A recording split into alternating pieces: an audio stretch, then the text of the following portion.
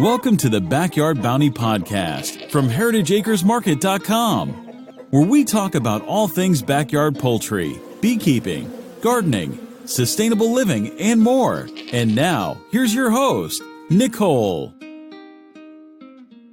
Hello and welcome to Backyard Bounty. I'm your host, Nicole, and today we're joined by David, who works at the Wadudu Insect Center in the Netherlands. And thank you for joining us on the show, David. I really appreciate you joining us.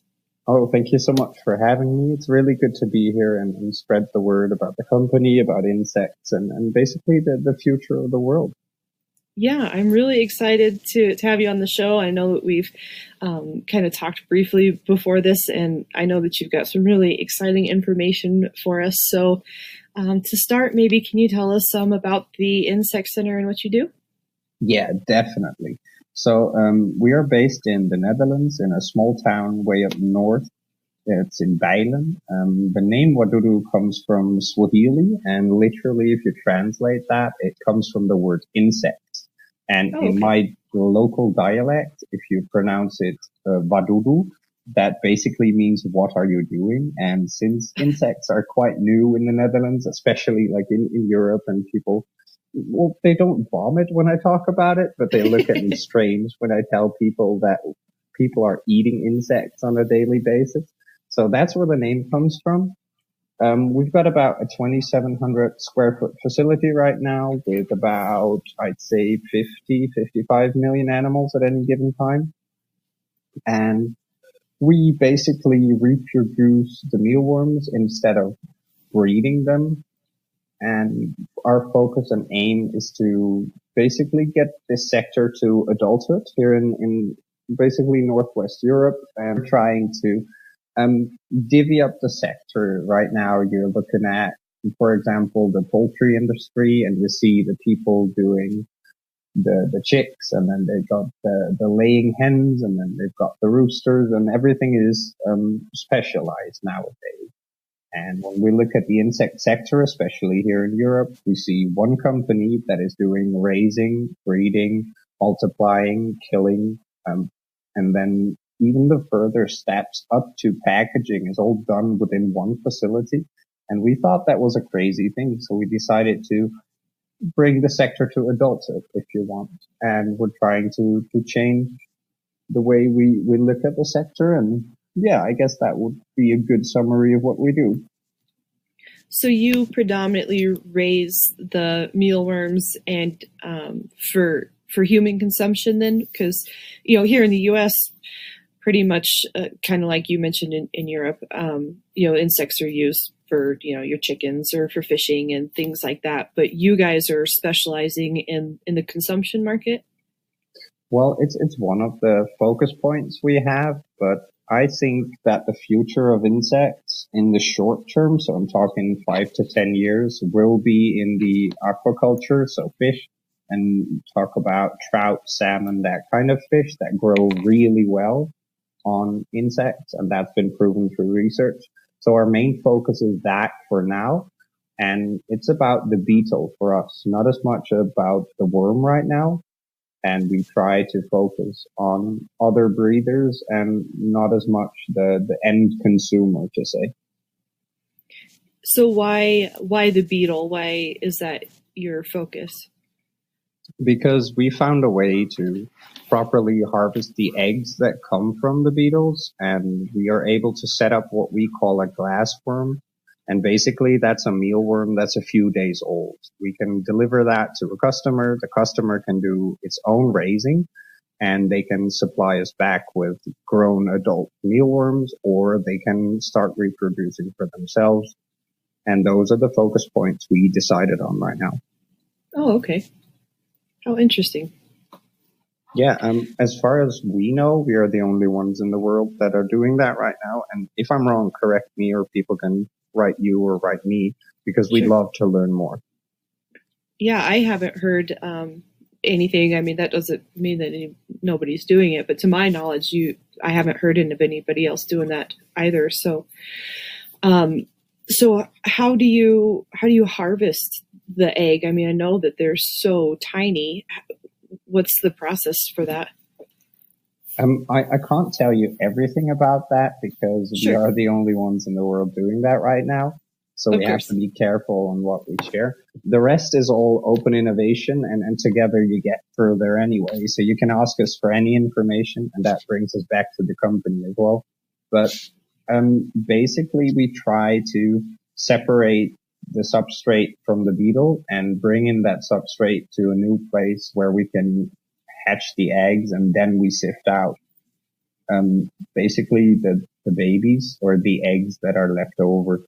So it's not as much about basically picking an egg as you would do with a chicken. It's a bit more complicated because, like you said, they are super, super tiny and they're impossible to see if you've got one single egg. So that's something that it's in the baby shoes still. I don't know if that's a saying in English, but we'll manage.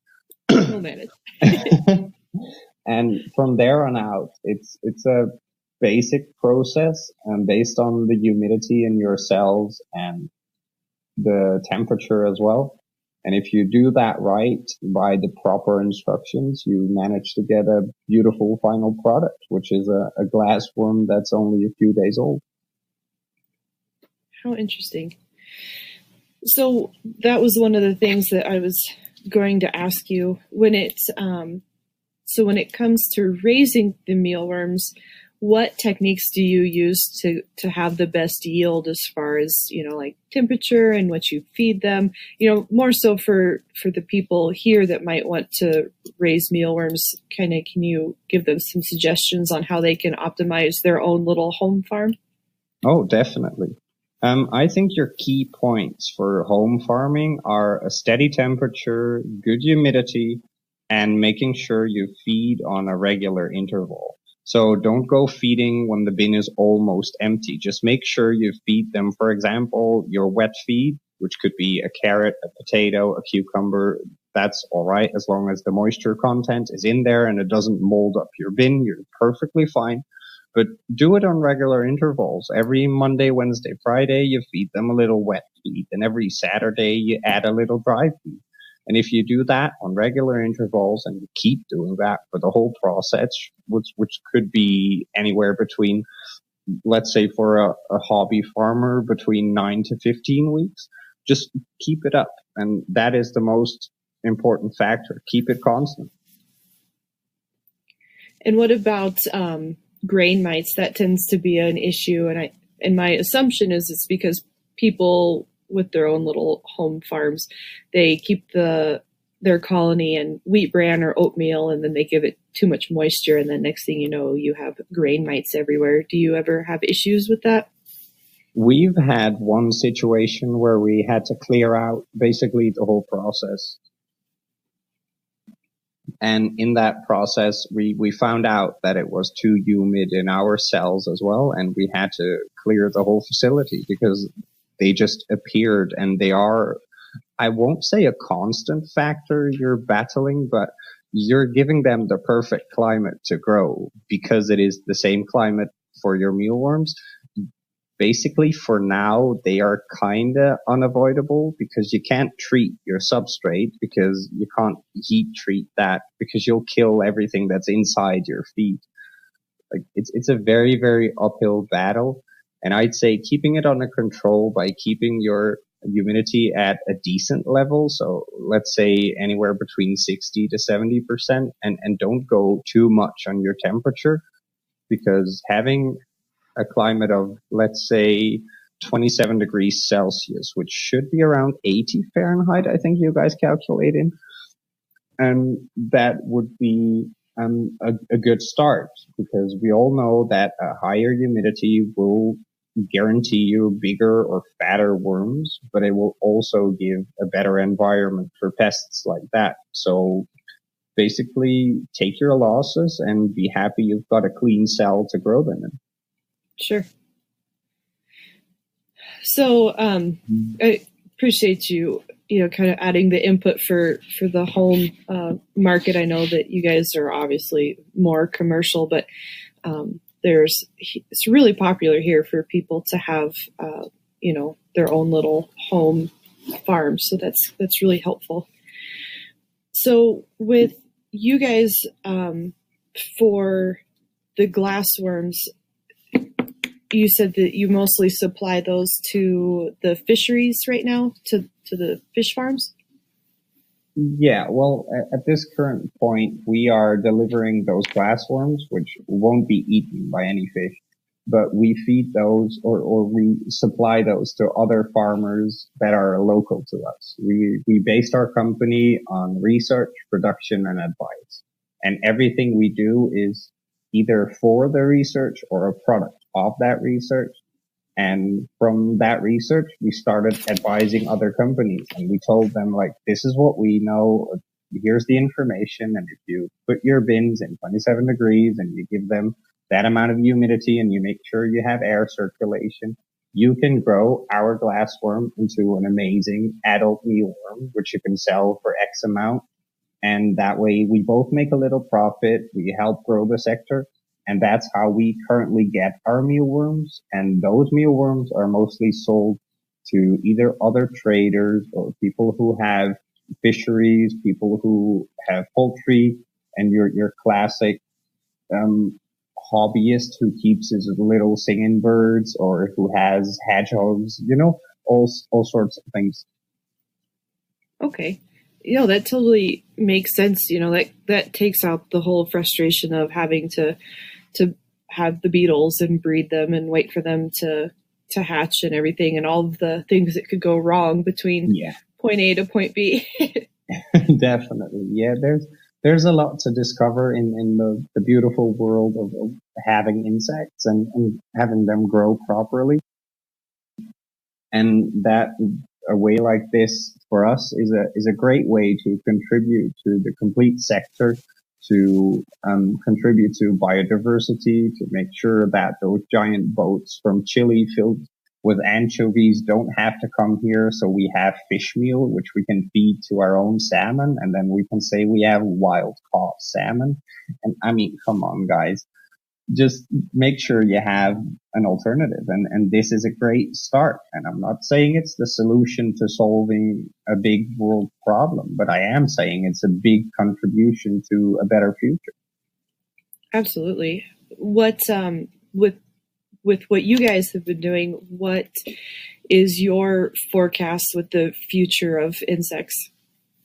I think that, that's a good question. Within Europe, there's going to be a few giants, and I'm looking at insects, which are building an incredible farm in France at the moment. They have a giant test facility that's been proven to work pretty well, if we can believe their word. And then we have Protix in the Netherlands, and then you have Enterra Feed. I believe they're from Canada. They're doing black soldier flies. Companies like that will start to pop up, or Agri-Protein, for example, the South Africa, England-based company will expand with multiple farms across the world. And those will be the real drivers of success for the sector, I believe. And then it's up to us as medium-sized farms for now to fill in the gap and get the consumer closer to the big corporates. And I believe that will really help bring up the sector and have people be aware of insects, what they can do. And I'm not saying that everybody needs to be eating insects, but I do think we all need to start thinking about feeding something different to our fish, to our chicken, etc.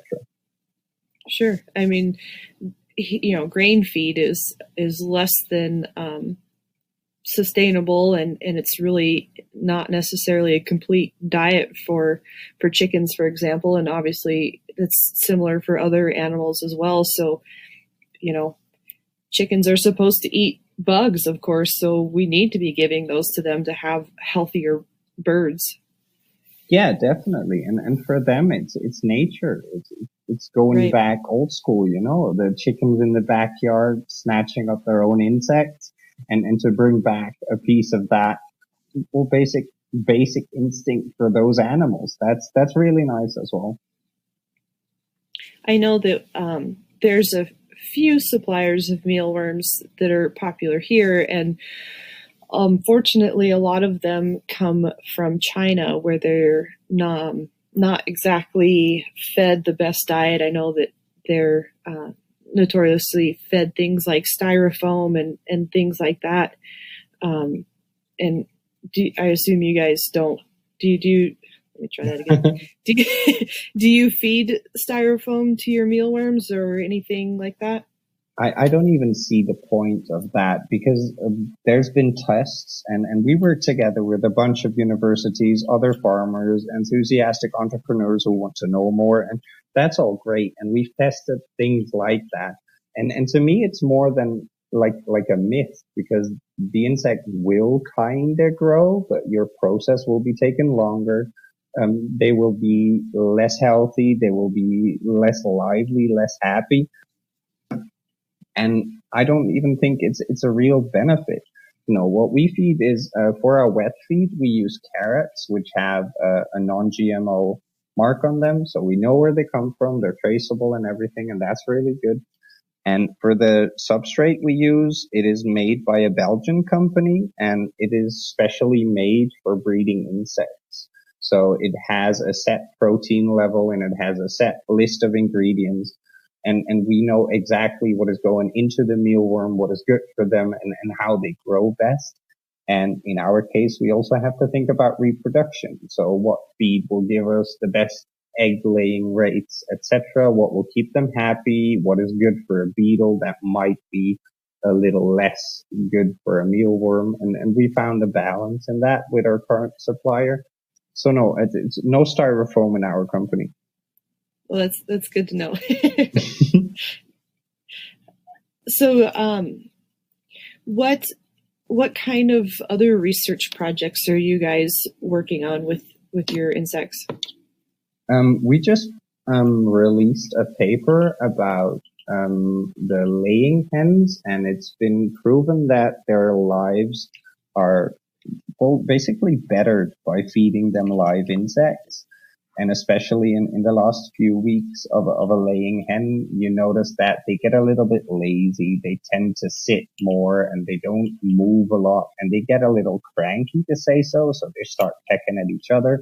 And by feeding them live insects, we found out that they're happier and healthier. And in a sense that they don't peck each other as much. And basically they're getting off their asses. So they're moving around again. So that is a great example of a piece of research that's just been released recently. And then another type of thing we're doing is we're working on sexing our mealworms so we can actually divvy them up by male and female. And it's all patent pending, so I won't go into too many details. But Sure. Just imagine if you can, instead of a mix of random beetles, which we're not going to manually check, it's 50 million of them. There's no time to do that. Imagine if you can put your bin at an 80-20 or 60-40 rate and see what that does to your egg production. I'm just getting excited talking about it. So stuff like that is also what we're looking into. And on the other hand, we're looking into, sorry about that. We're looking into, the black soldier flies and especially the young larvae to see what they grow on best and to see if they can, for example, process manure in a better way. And I'm not saying we're going to be eating chicken that will be fed with manure fed black soldier flies or anything, but we're looking at it as a way of recycling to see if we can put that to better use. So that's a different branch of research that we're looking into as well. And then apart from that, and I think that every farmer is looking into stuff like this, is feed composition, growth cycles, speed. We're looking into different ways of harvesting eggs. So it's a broad scale of research we're doing. Yeah, I didn't realize that you guys had that much going on at the facility. It sounds like you guys are really advanced and proactive and have a lot of really neat things that you guys are looking at for the upcoming, future of insects. Yeah, it's really incredible. I came into the company last September, I believe, as an intern, and just I kept my position there. I got a contract, and ever since, every week is a new challenge, and every week we're looking into something new to do. And it's the pioneering that keeps us happy at the company. The founder of the company, Janmar, he founded it back in 2015, and there's quite a neat story behind that. In 2012, he was having an alumni evening at the Wageningen University, and I guess most of the people know that as one of the agricultural and biology universities of Europe, to say so. And they had a talk there about eating insects and the future about that. And he just couldn't stop talking about it. And in 2015, he started on a single square meter, which is just really funny to think about now that I'm walking around the facility. And it started like that. He found some traction and it started growing. And now there's about, I'd say 10, 12 research groups currently working on projects. And we have a few new ones coming in almost weekly. So yeah, it's amazing to see how the company's moving and at which pace. And it's just almost a playground for people who are creative and proactive. Definitely. That's really exciting. Yeah, for sure. I'm very happy with the position we're in right now. So are you, as far as the human market, is that something that you guys are working on as well? Yes, we are. We started supplying to somebody that processes the mealworms into a powder, because everybody keeps saying insect meal, but it's not like a meal. It's a powder. So let's start with that one, with clearing that one up. And it is an interesting sector, but I don't see a giant future in the coming 5 to 10 years. I expect companies like the Impossible Burger and similar stories like that to happen to insects. But I believe we'll be seeing that in a processed kind of way. So imagine eating your spaghetti with some tomato sauce and some meat ground up into it. Let's start by replacing maybe a third of that meat with an insect powder and then just tossing over the tomato sauce again anyway. Just stir that in there and you won't be noticing it. You'll be tasting it maybe a little because it has quite nutty taste and a pleasant one as well. But I don't imagine the Dutch people here just munching on whole insects. Sure. So for us, it's a little hard to say where the market will be going. But judging by looking around, talking to my family, and especially the older generations, like I'm 25 myself, but I told my dad what we were doing, and I brought home some mealworms, and he was like, no way I'm even considering eating those. So I think that the youth has the future, because my little nephew of 5, he's super excited to try, and he thinks it's cool and funny, and he doesn't really care where they come from. But if I'm in my garden or I'm sitting on my lounge and I see a fly, my first instinct is to swat it, not to think, oh, maybe I can cook that. Right. So it makes sense for our generation and up to say no thank you. But I think it's our job to make sure that the next few generations will be excited about it, you know? I think it's really sort of ironic, I guess. You know, people will hunt and they'll eat, you know, cattle and sushi and all this other stuff, but insects, you know, people have such a mental block about, oh my gosh, there's this bug. I can't eat that. Yeah, definitely. But if I think back to my youth, I was raised in the potato farm of my parents. And if there was a fly or anything crawling inside the house, the first thing my mom would do is take like a slipper or a fly swatter and just hit it. Right. So I was raised to think those are not things we eat. Those are things that do not belong inside our house. And then there's the whole point about, sure, we're eating sushi, and I love that too, but I won't be munching on a whole salmon. So you won't catch me munching on a whole mealworm, you know? Sure, that makes sense. So you said that you've brought them home, with your nephew and stuff. When you've eaten them, do you eat them whole or do you eat them in the powdered meal form? I've tried both, and I think a whole mealworm tastes just fine. And if you season them right, they can be very tasty.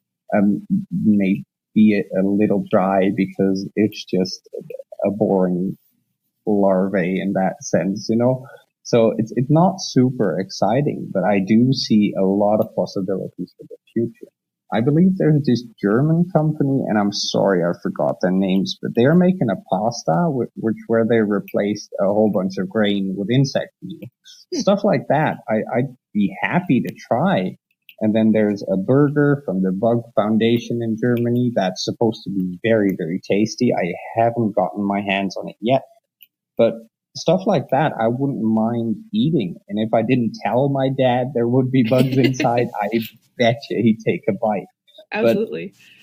But it's hard to get the people to even try it at this point, and especially in the northern parts of the Netherlands where it's mostly farmers and a lot of green land, and it's not like Amsterdam with a big concrete city because we don't have much of that stuff here in the north. And then to come to people and say, look what I got for you, a handful of worms. Yeah. It just doesn't work. I'd love for it to work, but it just doesn't. Yeah. Well, I mean, you never know what the future will bring. Maybe in 10 years from now, that'll be the new popcorn, is a handful of fried mealworms or something. We'll see. I see a few restaurants in the Netherlands that are experimenting with it. And then you mostly see crickets. And I think that in America is one of the biggest markets as well. And there's the UK company that's selling from different supermarkets right now. And I'm a big, big fan of that. But I just I want to believe, but deep down inside me, thinking about my situation, my province, my country, I don't know. It just, I hope it works, but I don't see it working easily in the coming 10 years. Yeah, I think easily is the key there. Definitely, yes. So I think this is super, of course, fascinating. I love research stuff myself, so anything that can give more information is great. Are you only shipping glassworms on your side of the world right now, or can you send those to the US or other countries?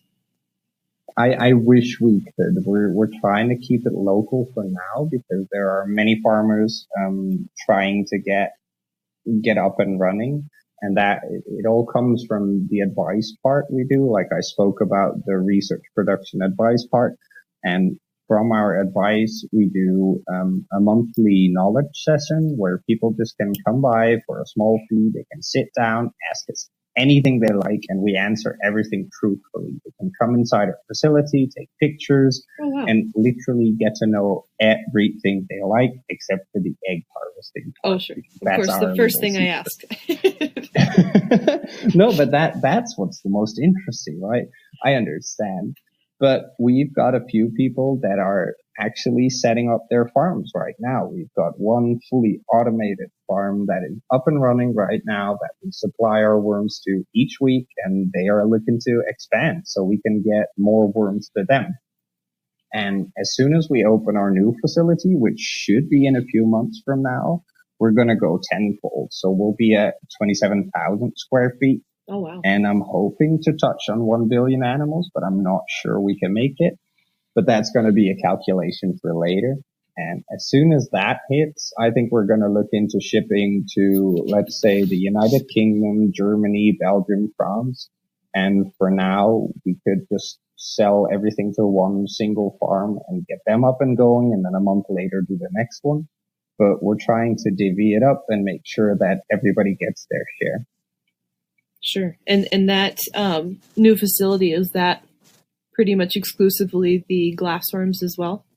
Yes, that will be a production facility, and we'll make sure that that will be basically a full-blown production, because now we have a little balance between having a little area where we get to pupate our mealworms into new beetles and then have the beetles lay eggs, etc., etc.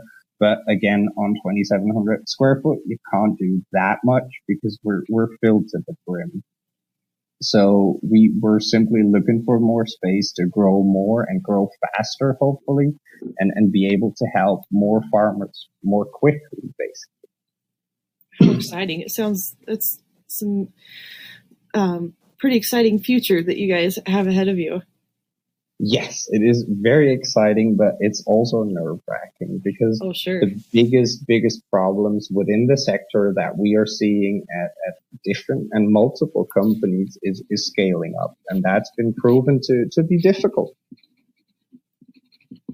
So we're gonna have to look into that and figure out how it works, and maybe it works better with just beetles, because we found that there are a few companies in Europe that are scaling up on a very, very big scale right now, and they are simply running into trouble.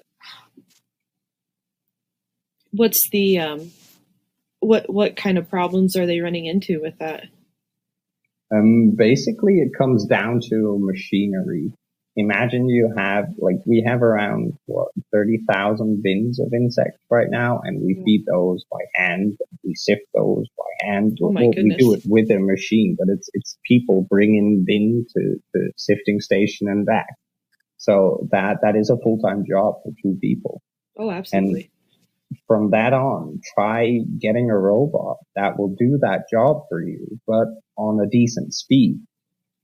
Because the problem here is that you can have a 200, 300,000 bins. That's perfectly fine. But try having a robot that can process that all within one single production line. That would be the ideal situation, right? We've got point A where we feed, and we've got point B where the wet feed is added, and point 3, we put some eggs or some beetles, larvae, whatever in there. And then we've got point D, which is harvesting. But that will be one closed loop, and on that loop would need to be 300,000 bins, which need to be fed 3 times a week. Oh, wow. That belt needs to move at like 80, 90 kilometers an hour to keep up. But I don't know if you ever held an open bin with substrate and moved from left to right really fast. Yep. That doesn't work. No, it does not. So I'd say that is the biggest problem within the sector. And apart from that, there's law and legislation. Because if I ask my local government, like, can I export my mealworm frass to Slovenia because I've got a man there who's very happy to have it? They say, yeah, sure, but let me check the book of law to see what it is. And they look into it and they can't find it. It's not defined in there. Oh, really? So the short answer is, I don't know if you can export that. And that is really strange to hear from your government. Yeah. That they are saying, like, we're not sure. Like, we've had, I think in America it's called the FDA. That's the food quality guys, right? Mm-hmm. Yeah. We've had those visit us as well. And they said, it's amazing what you do, but we don't know if you're doing it right. Oh, like, really? We want to make sure you're following law and legislation, but we're not sure what that is. So do you want to help us set up like a guideline? And wow. The IPIV, the organization in Europe, is a big advocate in that as well. And they just released a beautiful document which gives not as much practical tips and tricks, but they give the outlines to what lines to stick to, you know? Mm-hmm. So it's all a little guesswork right now, and that slows everybody down. Sure. And then there's a third problem, which comes down to innovation and sharing information. In my first few weeks as an intern, I was looking into the Belgium and German market. So first thing you do is pick up the phone and see who has information for you. And the moment I told them I was working for a different insect facility, they were like, okay, thank you, bye. And they hung up. And they did that, and then they did it again. And the next company did that as well. And after 40 phone calls, I was a very tired and sad little boy sitting in my big office chair. So that was a big, big downside as well. So everybody's inventing their own wheel right now. Like you'll hear a rumor about somebody who made a basic production facility where he can like defat his black soldier fly larvae. And I'm like, oh, that's interesting. Let's go and talk, see if we can share, see if I can help you, and see if we can invest together so we can make one pretty big wheel. And the moment I say that to them, they're like, no, that's my research. Why would I give that to you? And then like people are so closed. It's just like one big hallway and every door is closed and everybody's doing the same inside, but nobody dares to look at what the neighbor is doing, afraid they give away their own ideas. And that's just, it's devastating to me. You know, I raise mealworms on a really small scale, just pretty much for myself and other poultry enthusiasts. And I know I was curious about how they're raised commercially. So I went online and I just went to Google and I was trying to Google, you know, commercial mealworm farms just because I didn't know how they did it on a large scale. And like you said, everybody is so secretive. They don't let anything out. They don't want you to see anything. They don't want you to know anything. And I don't really completely understand why it's so secretive, because I feel like it's a pretty not simple process, but everybody kind of does things about the same, but they don't want you to know how they do it at all.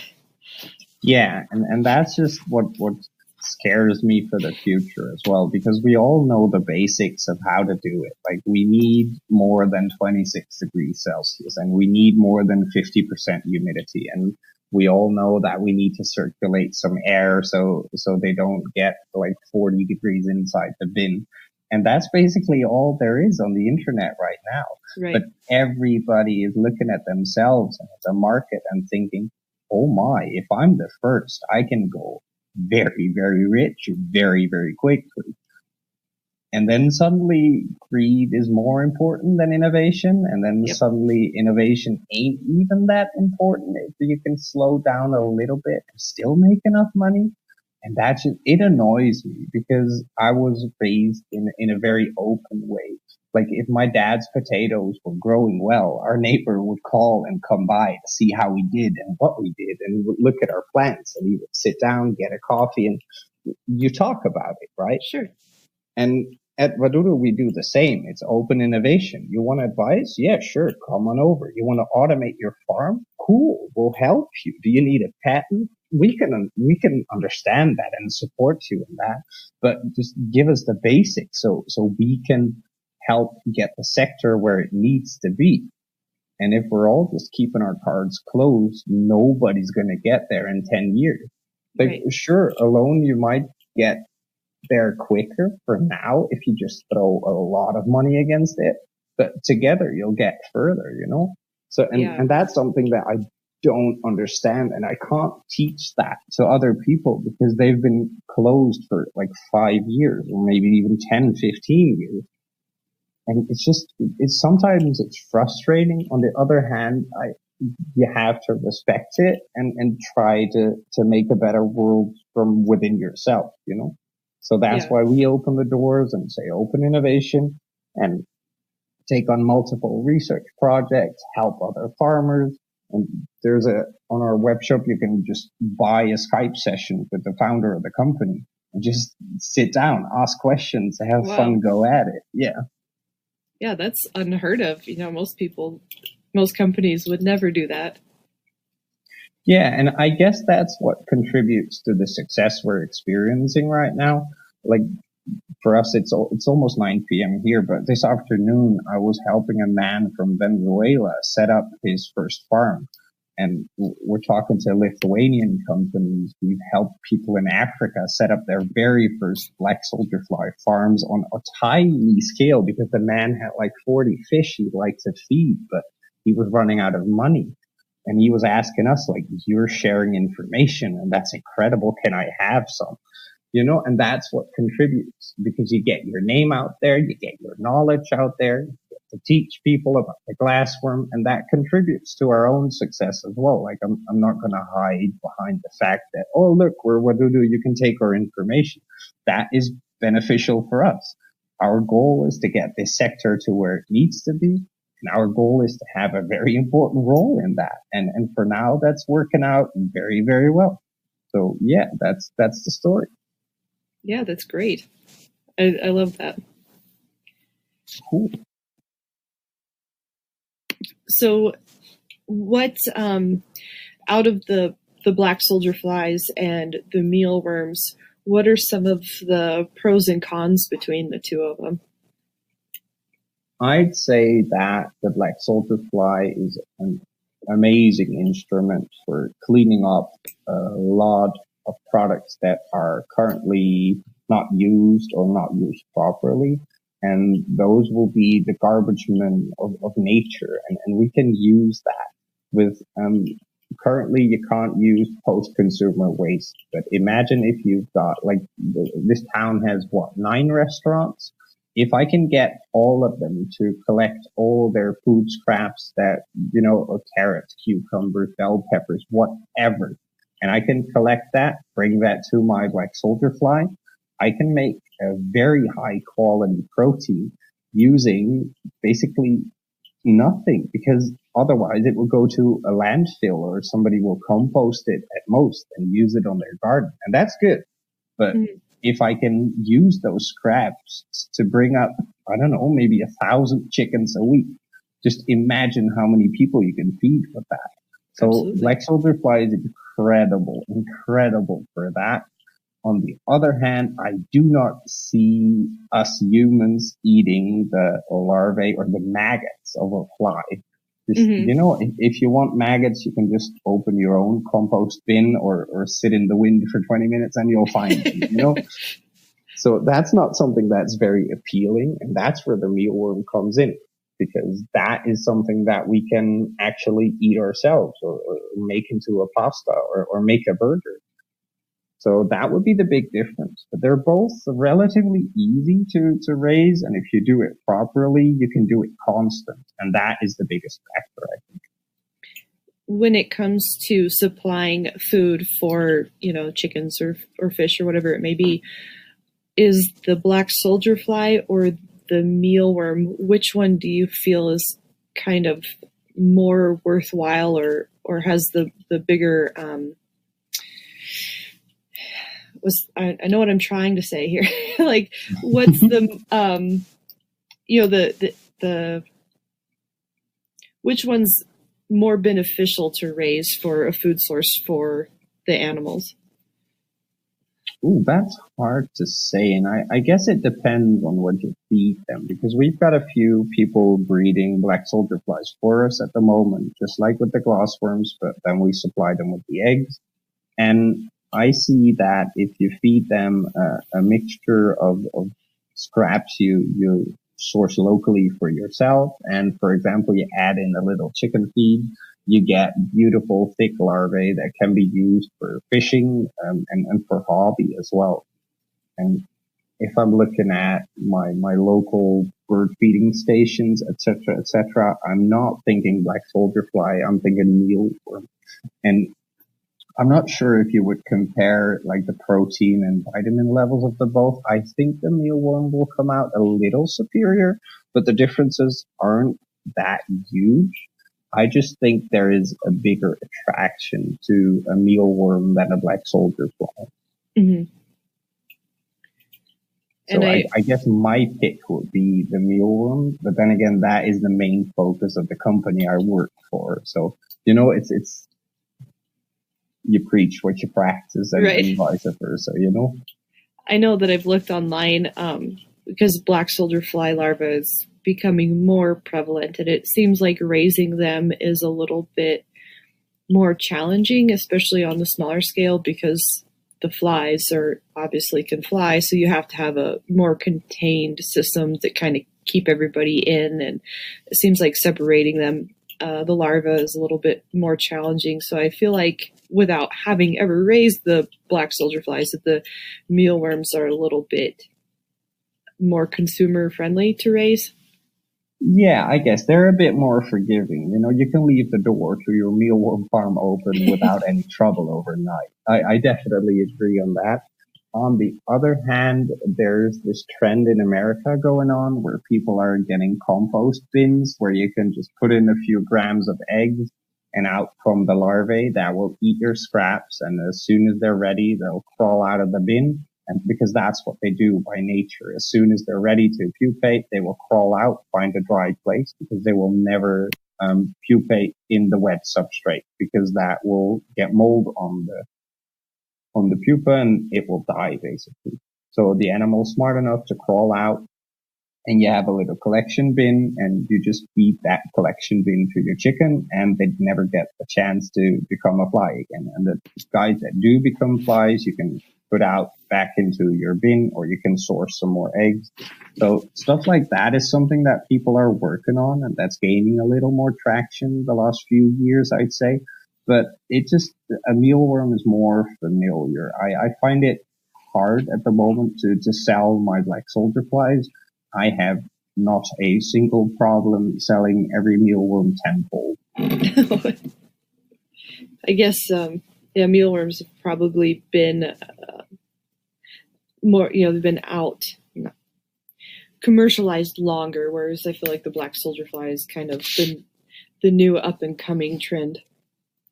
Yeah, I think so too. And if we look at like the Agri Protein, that is a company that is, I think, based in England somewhere, and they have a beautiful facility in South Africa. Like those guys will be front runners, and they will stay front runners. And those are the companies that will be supplying companies like spreading that farm salmon, etc. And those links will be very closed. That will be a closed circuit. At least I believe for now. That will just they will raise it, they will transport it directly to Norway where they can fish the salmon with it, and then that's it. Like you and I will never see that in a supermarket, but you and I will see a packet of barbecue crickets or whatever. So for people that are raising mealworms on a small scale in their house or whatever, what is some advice that you would have for people in that situation? Well, like I mentioned before, I think the biggest factor is to be constant. And then I mean constant in everything, like the same amount of light every day. And that means just not too much light, because they don't like that. And look into your bins. Like the first few weeks, you won't be noticing much. And if you're a complete newbie, a first timer to say so, you're going to be scared that everything's dying or nothing is happening and you're doing it wrong. But just look at the bins every day, every 2 days if you have to, and see what they do with the carrots, see how they move around in the bin, and try to accommodate the animal. It's born and programmed to be with its friends, to say so, and they all cuddle up together. And monitor your own temperature, maybe get like a humidifier if you need to. And you can just try this in your local barn or backyard or whatever. Just as long as you keep this constant temperature between, let's say, 80, 84 Fahrenheit, which would translate into 27, 29 Celsius, and keep your humidity above 50% and get it a little higher if you can. But do be very, very careful with the mold, because mold in your bins is a guaranteed loss of mealies, and stuff like that is really important. So the constant factor, try out different feeds. Like you have a lot of people trying it on cornmeal. I wouldn't recommend that. Try to get some feed that has a little bit more protein in it. We feed something that is like over 20% protein in our dry substrate, and we add some carrots to that, and we shred up our carrots. Most people feed them whole. You can try this yourself as well. Get one bin with a few whole carrots, and then get a bin where you shred it up. And you can do that on the kitchen. Just get a knife and a cutting board and go either long sticks, or you can go circles, whatever you feel comfortable with. So those are they might look small, but again, if you think about it, you put a few grams of eggs in a bin, and 10 weeks later, you pick out 2 kilos or 4 pounds of mealworm. So think about the impact. If you get 10% less, that will be 200 grams. So stuff like that, it adds up in the end. And that is stuff you have to consider. I'd say Sorry, you wanted to say something? Sorry. No, that's fine. I just keep on rambling if you don't stop me. Oh, I would let you talk all day. It's so interesting to talk to you.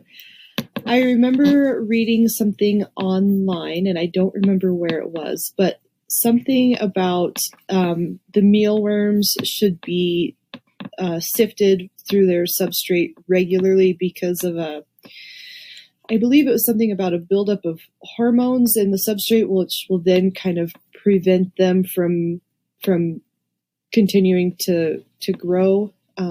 So typically, like, we have our mealworms in wheat bran, which that may or may not be the best option, but sometimes we'll let the frass kind of build up and not sift them regularly. But does sifting it help their growth, or is there any benefit to sifting them regularly? Yeah, I'd say, well, if you compare it to yourself, do you clean your kitchen once a day, or do you do that once every month? Like, you're going to cook there again tomorrow, and you're going to be living there tomorrow as well. So might as well keep it clean. And I feel it the same with mealworms. Like, you can't ask them how they're doing. So you have to visually see how it's going with the guys. And sifting out frass is a good thing anyway. And maybe even adding substrate. I see some people who just toss in a few scoops and then just leave it be for 5 weeks. And in my opinion, that's not great. And an ideal situation would be I dump in 1 kilo of substrate, and 10 weeks later I come back and I've got 2 kilos of mealworms and 500 grams of frass, and we're perfectly fine. But we all know that's not how it works. Right. So cleaning the bins in between cycles might even help, or just giving them a fresh bin, because they've been moving around in there, they've been eating in there, they're pupating in there, they're pooping in there. Yeah, I'd say it's very beneficial to switch things up and get them a clean environment. Definitely. Yeah, that totally makes sense. I mean, realistically, the frass is an accumulation of waste, and nobody wants to be living in their own waste. No, thank you. Yeah. And in the meantime, the waste that you do produce, like, save that up, put it on your garden, put it on your roses, and watch them explode into beautiful flowers. And people have been telling me, like, oh, it doesn't work that well. But trust me when I say it does. Give it a try and filter out the exoskeleton. Try to see if you can sift those out. Because you notice when the bin's fully grown and there's a proper 2 kilos in there, on the top will be a ton of little, chitin exoskeleton thingies. Mm-hmm. See if you can get those out. Maybe just with a little compressed air that you can blow over the top and just, get the most out of it, or even just get the bin up to your face and give it a good blow. Who knows what will happen in that way. So yeah, things like that, I think, contribute to caring for your animals, and a happy animal will be a better animal, if you ask me. Like, I take good care of my 3 cats, and they're very happy to be here. Of course. Yeah, stuff like that. I think it does help. And another tip that, because I see a lot of people who take the cardboard bowl from the toilet paper, and they cut it in half, and they put that in there, and then they put an egg carton, and then they put an egg box, and then they put, like, they're close to putting in a toy swing for them. But just don't. The only thing we use at our farm are the egg cartons, which they like to hide under. And it also helps if you need to get your beetles out of a bin. Because let's say you have your beautiful bin of beetles, there's about 100 of those bad boys in there. Do you want to pick them out by hand, or do you just put in your egg carton, wait a few seconds, and then they will all be on there? So that's a great way to move your beetles from bin to bin. So if you get 2 beetle bins, make sure you have 4 bins at the ready. And halfway through, you can just put in your egg carton, make sure they don't have too much food at that point, because they like food, so they stay. And just make sure you minimize food at that point, transfer them to bin B, and there you go, Bob, your uncle. Yeah, that's really helpful. I know that's one of my biggest frustrations with our mealworms is I hate trying to separate. I have just like one tiered system. So I have a top bin that has the beetles and it has a screened bottom, and then the larvae and the pupa underneath that. But sometimes I get busy and then I don't separate them before they start to pupate, and it's so frustrating to go through and try to separate everybody. So that's a good tip. Cool. Yeah, I hope that helps for some people. And I'm not saying I'm like this super professional who knows everything, but I do know what we do has been proven to work because we've been doing it for a few years. So that's something I can give you, and I hope that helps some people. Yeah, I think that's very helpful. Have you experienced, well, I guess you probably don't let them sit together, but is cannibalism within the colony common if you were to not separate them or not give them the proper food and water source? That's funny you say that's not a problem that we have. I think it might be one of the biggest issues that we encounter at the moment. Really? Yeah, beat up beetles with a wing missing or shell missing, or with one wing completely to the side underneath the shell. We also noticed that they eat each other's eggs, and that is a big, big challenge. So you don't want to leave your eggs laying around together with the beetles. You want to make sure you can, at one point, take all the eggs, give them some fresh substrate, and just put them to the side. So I'm not sure how that would work in your tiered system, because you say you have this fine mesh and the eggs are supposed to fall through, right? Yes, the supposed being the key term. Yeah, because that's what we've been noticing. The beetles will take they're basically, they have this little, I'm not sure how it's called in English, and I'm sorry, I can't think of it right now, but they have this little tool on the back of their shield, which they use to plant and stick the eggs to something.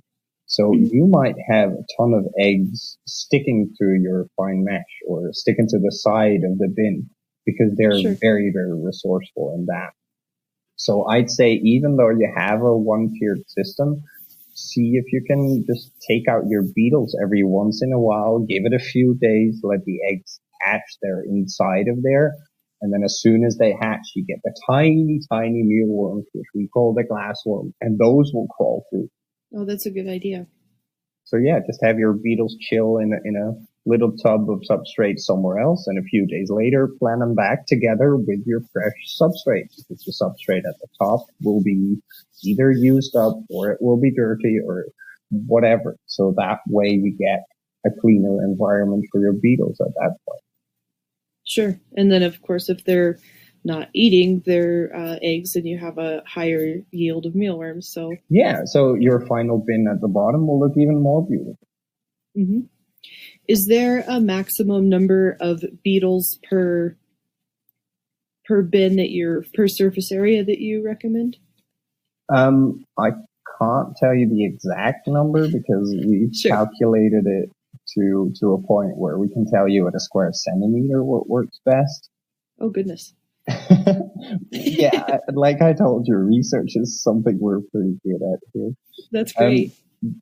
Yeah, I'd recommend a lower density than you think. So, like, if you hold up two of your hands, and I've got big farmer hands, so I'll subtract a little bit. I'd say put a beetle or maybe like 20, 25, 30. They lay a ton of eggs. Wow. And if there's less females competing for eggs, they will eat each other's eggs less. So you'll have a net win in that sense. Really? Yeah, because I see a lot of bins that are just covered in beetles. And I'd say to fill up maybe a quarter of the surface area. If you put them all in line, just, back to back and neatly next to each other, it shouldn't be more than a quarter of your bin. Oh, really? Yeah, it's just the lower density makes that they have a little bit more room to move around. They always have food available. They don't get too hot, because outside temperature might be 27. And then I have a stack of 10 squiggly bins. Inside bin number 5, it might be 31, 32, 30, 30. Sure. And then they start stressing out. They start sticking their butt in the substrate and their heads popping out at the top. And that's a bad sight. We just want them laying chill and moving around like that. So you might want to try that. And I'm not sure how that would work in your single system, but yeah, I try your next run with a little less beetles and then see if that gives you more yield, which might sound funny to start with. Yeah, no, I mean, it makes sense. I think it's just human nature. Oh, the more breeders I have, the more babies I'll have. But there's, a certain point where it becomes competition. Yeah, definitely. So yeah, that's something you can look into and then see if you can improve on there. And I wish I could tell you the numbers for a single tiered stack, but I don't have the numbers right now. Sorry. Oh no, that's fine. I think you did a great job of giving a good estimate, and that way, if you can say it doesn't really matter how big necessarily your bin is, but just have enough for a quarter. I mean, pretty much anybody could use that. And do you have any good tips for separating the pupa from the larva, or do you just separate them at enough of an interval that everybody pupates all at the same time? We're trying to get to that point, but it's semi-impossible. It's really hard to get everybody to pupate on command, And that, yes. We can't snap our fingers and see what happens, because that's just not how it works. And we've been trying to figure that out and see if that works, but it is a really tricky thing. And we try to get, like I said, we supply the people with our babies, we get back the adults, and we try to pupate them in a controlled environment, and we try to encourage them as much as possible. And we found that if you stick to your steady temperature, you don't move them around, you don't start shaking the bin or whatever, just leave them be, let them do their thing. As soon as you get beetles, put on your egg carton and let them chill under there, and just twice a day take off your egg carton and shake them into your fresh bins. And that way you get just beetles, and you get beetles that are at least the same day old, and that helps a lot. Oh, sure. Because from that moment out, you can have a little bit more control over how everything works. And that is a nice thing to have. I feel like my brain is just oversaturated with information right now. That's very, very interesting. And I love what you guys are doing too with the research. I think that's really neat, and the open information, I think that's really great too. And the fact that you're so willing to help people and provide information. And I feel like if everybody was to pull together and combine their knowledge base, that would really advance things even quicker. But I know we already kind of talked about that, and people, are less than inclined to share their information at times. But I love what you guys are doing. Well, thank you so much. That's awesome. I found a little document I wrote a few months ago about ventilation and pests. I don't know if you want to touch on that one again. Sure, I'd love to. Cool. So we wrote down that the younger mealworms require less ventilation than the older ones. So I guess in your case, this won't count because you've got them all in the same location. But we separate our beetles from our pupating mealies, and then the glassworms are in a different room altogether, and they all have their own climate system. If you have the possibility to separate the different stages, go for it. That is a big yes, because you can do less ventilation for the young mealworms, and you can do a little bit more for the bigger ones. So just get a combination of airflow both in and out So you get constant moving air. That will be a very big plus.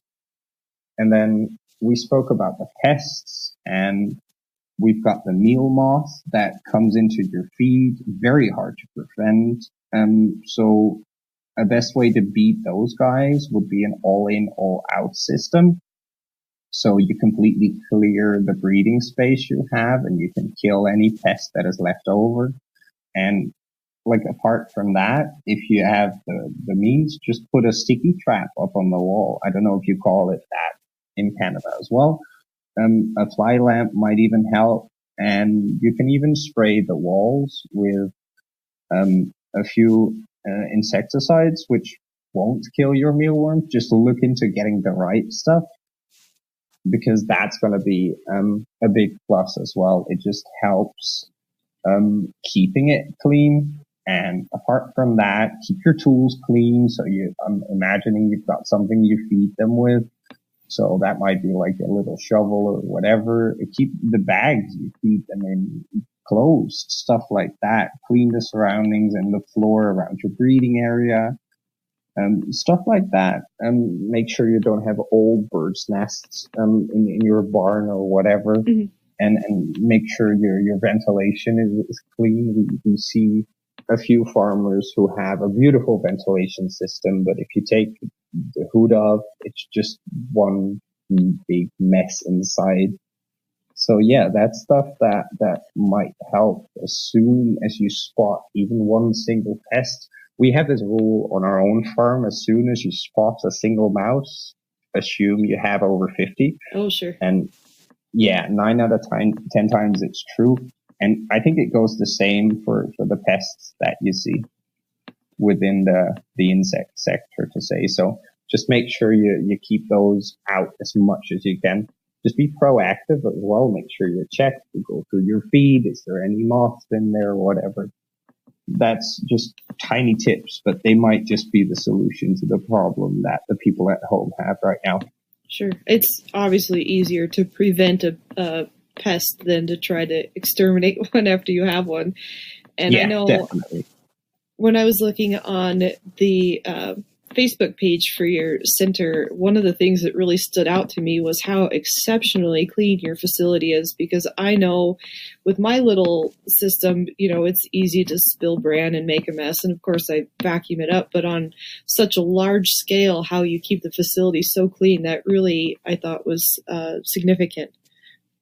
Oh, well, thank you. Yeah, we try and do our best in that as well, because I'm afraid we experienced one full clean within our complete facility as well. And it's a very, very sad thing to have to spray a complete cell of like 50 square meters, which is like 1/5 of a complete facility, where you're going to be losing about 5 to maybe 9 million worms. But you just have to, because you've got either this tiny little beetle which reproduces faster than the mealworm, and it feeds on the eggs that the beetles lay. So it's a killer, and you can watch it take down your whole system in 2 months, or you can just spray the whole thing and just be done and over with. And those are the learning moments that make you clean 3, 4, 5, 6, 7, 12 times a week. Definitely. Sure. Yeah, we even got this little hygiene area where people put on different shoes and make sure they wear the right shirt, and they check themselves before coming in and then coming out. So yeah, those are things that we try and pay a lot of attention to, especially since now we're working together with like the Dutch FDA, to say so. And yeah, it's something that is important, I feel.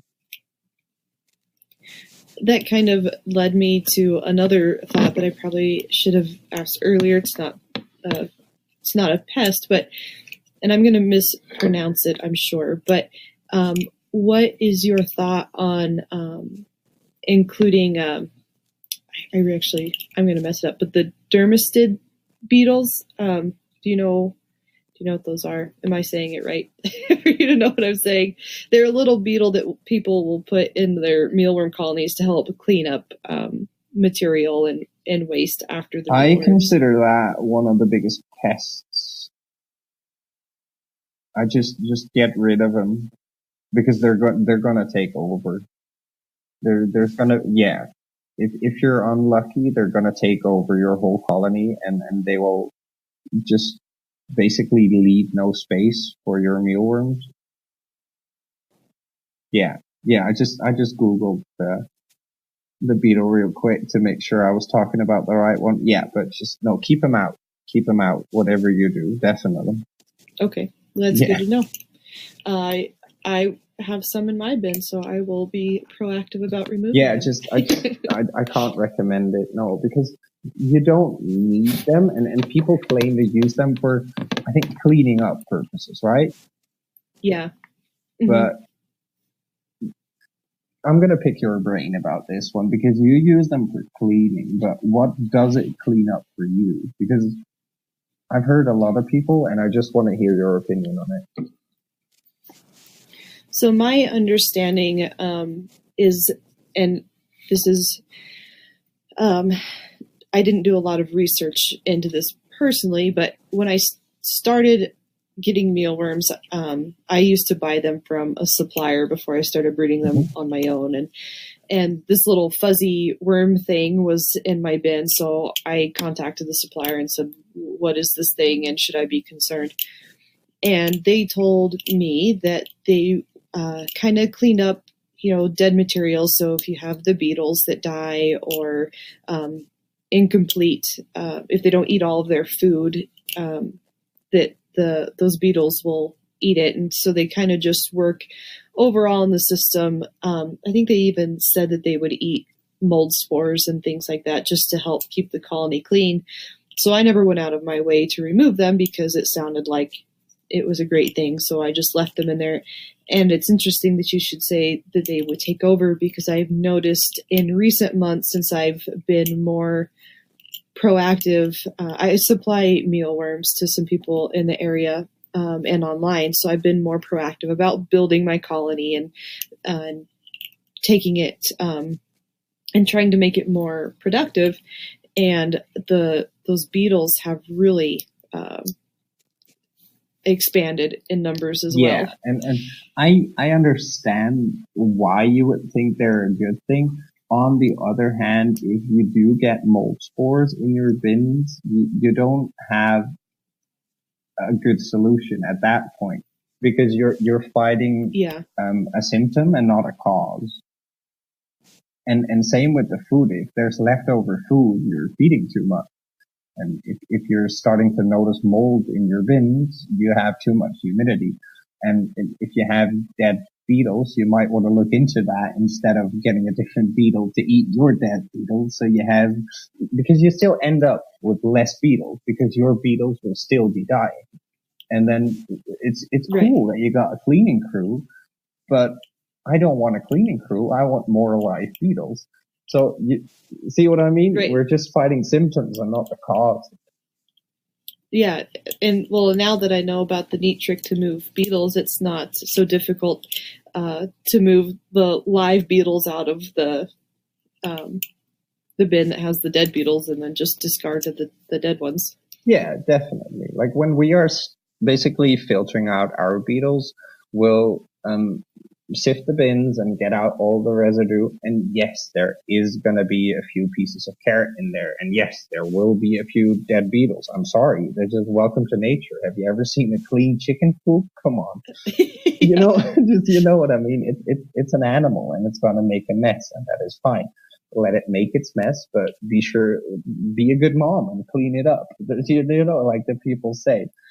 So take care of the animals, and you won't need a cleaning crew, because you will actually be a cleaning crew in that sense. You're going to take care of your own beetles, and you can move them around with the egg cartons. And if there's a few beetles left in there that don't want to come off, try again in 24 hours. And they still don't want to come off. They're probably too old to be in the bin anyway, because they won't be eating, they won't be laying eggs anymore. And I'm sorry, but they're probably going to die of old age. And I guess that's the most beautiful way you can go. So it's fine to have a few dying beetles if they get older. If you put them in a week ago and they start dying, then you have a real problem. But if they've been in there for quite a while, that's fine that they won't want to climb onto your egg carton. And maybe it's time to remove those beetles out of your process. And if they're not eating well, you'll have carrot left over. So you'll see that they're starting to get old. Like they won't get a cane or anything, but there's a few cells in there that, so no, just don't get different beetles with the good beetles. Okay. No, that's really helpful too. Cool. I would like to see them with little canes, though. I think that would be cute. Yeah, I just thought about that too. I'm a visual thinker, and I just made my own life. That's beautiful. I love it. Well, if for those that would like to maybe contact you guys directly to get more information for their own needs and maybe on a larger scale, how can people reach out to you and find you and your center? Cool. Yeah, there's a bunch of ways, and this goes for anybody professional as the hobby chicken holder who has 50 chicken in their backyard and is trying to look into mealworms.